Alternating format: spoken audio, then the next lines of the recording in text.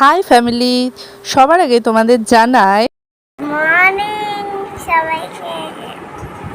চলো তোমাদের সাথে একটা সারাদিনের মিনি ভ্লগ চটপট করে শেয়ার করে ফেলি। প্রথমে সকালবেলা ইচ্ছের খাবার করে ওকে খাইয়ে দিয়েছিলাম, তারপরে চা করে আমি একটু খেয়ে নিয়েছিলাম, তারপরে 4টে ডিম সিদ্ধতে বসিয়ে দিয়েছিলাম। দুপুরবেলায় খাবার করেছিলাম ভাত আর ডিম কষা।